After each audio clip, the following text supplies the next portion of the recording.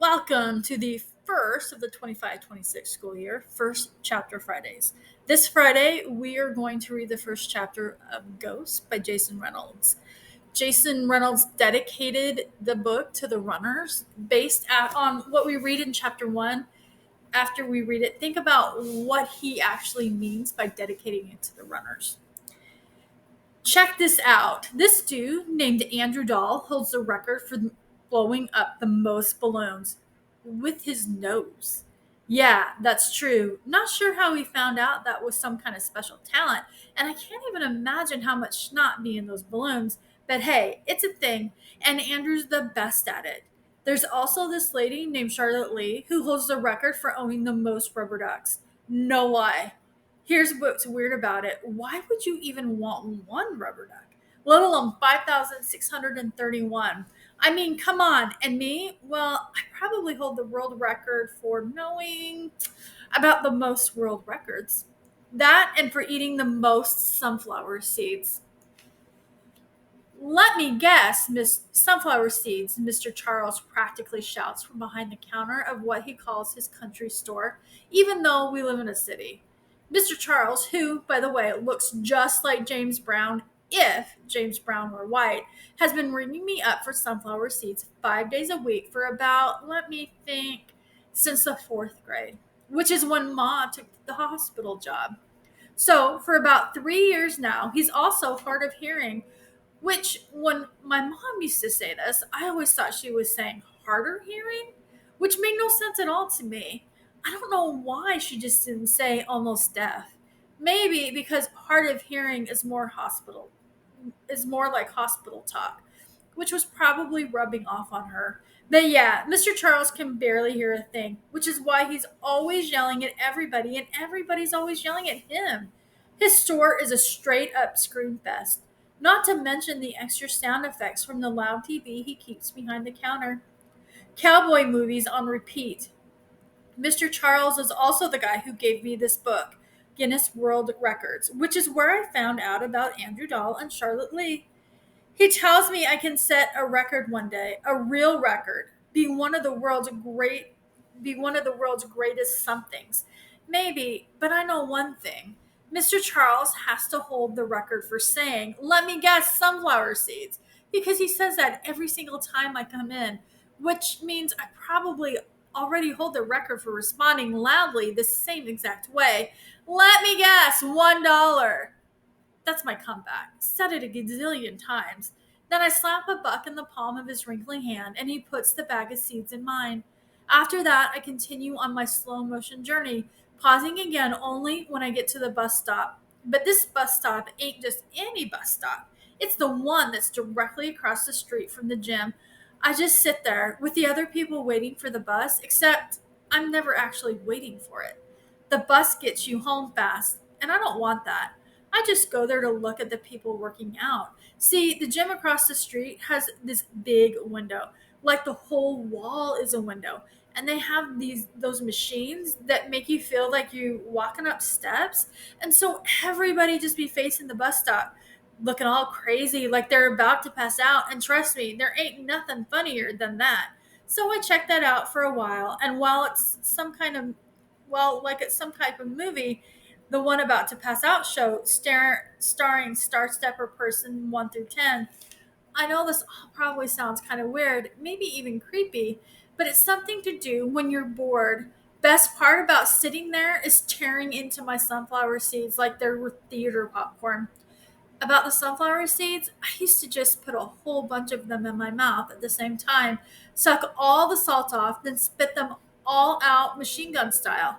I could have probably set a world record in that too, but now I've matured.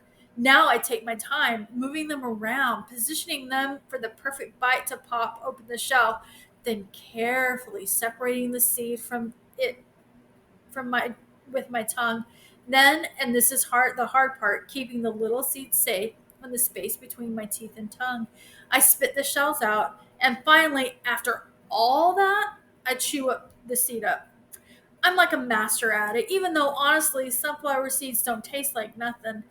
I'm not even sure they're really all worth all the hassle, but I like the process anyway. My dad used to eat sunflower seeds too. That's where I get it from. But he used to chew the whole thing up, the shell, the seeds, everything, just devour them like some kind of beast. When I was really young, I used to ask him if the sunflower was going to grow inside of him since he ate the seeds so much. He was always watching some kind of game like football or basketball, and he'd turn to me for a second, just long enough not to miss a play, and say, "Sunflowers are all up in me, kid." Then he'd shake up the seeds in his palm like dice before throwing another bunch in his grill to chomp down on. But let me tell you, my dad was lying. Wasn't no sunflowers growing in him. Couldn't have been. I don't know a whole lot about sunflowers, but I know they're pretty and girls like them. And I know the word sunflower is made up of two good words. And that man ain't two good words in him or anything that any girl would like because girls don't like men who try to shoot them and their son. And that's the kind of man he was. It was 3 years ago when my dad lost it, when the liquor made him meaner than he'd ever been. Every other night, he would become a different person, like he'd morph into something crazy. But this one night, my mother decided to finally fight back. This one night made everything went worse. I had my head sandwiched between the mattress and my pillow, and something I got used to whenever they were going at it. When my mom crashed into my bedroom, "We gotta go," she said, yanking the covers off my bed. And when I didn't move fast enough, she yelled, "Come on!" Next thing I knew, she was dragging me down the hallway, my feet tripping over themselves. And that's when she looked back and saw him, my dad, staggering from the bedroom, his lips bloody, a pistol in his hand. "Don't make me do this, Terry," he angry begged, but me and my mom kept rolling. The sound of the gun cocking, the sound of the door unlocking. As soon as she swung the door open, my dad fired a shot. He was shooting at us. My dad was actually shooting at us, his wife and his boy. I didn't look to see what he hit, mainly because I was scared it was gonna be me or Ma. The sound was big and sharp enough to make me feel like my brain was gonna pop in my head, enough to make my heart hiccup. But the craziest thing was, I felt that like the shot. Loudest sound I'd ever heard. Made my legs move even faster. I don't know if that's possible. That's definitely what it seemed like. My mom and I kept running down the staircase into the street, breaking into the darkness with death chasing behind us. We ran and ran and ran until finally we came up on Mr. Charles's store, which luckily for us stays open 24/7. Mr. Charles took one look at me and my mom, out of breath, crying, barefoot in our pajamas, and hid us in the storage room while he called the cops. We stayed there all night. I haven't seen my dad since. Ma said the cops said that when they got to the house, he was sitting outside on the steps, shirtless with the pistol beside him, guzzling beer, eating sunflower seeds, waiting. Like he wanted to get caught. Like it was no big deal. They gave him 10 years in prison, and to be honest, I don't know if I'm happy about that or not. Sometimes I wish he would have gotten forever in jail. Other times I wish he was home on the couch watching the game, shaking seeds in his hand. Either way, one thing is for sure, that was the night I learned how to run. So, when I was done sitting at the bus stop in front of the gym and came across all those kids on the track at the park practicing, I had to go see what was going on because running ain't nothing I ever had to practice. It was just something I knew how to do. This is part of the track series by Jason Reynolds, which we have in the library. The other books are Patina, Sunny, and Lou. We hope that you come and check out those other books today and read the entire series and finish reading Ghost because it is a wonderful story. We will see you next week for First Chapter Friday. Have a good weekend.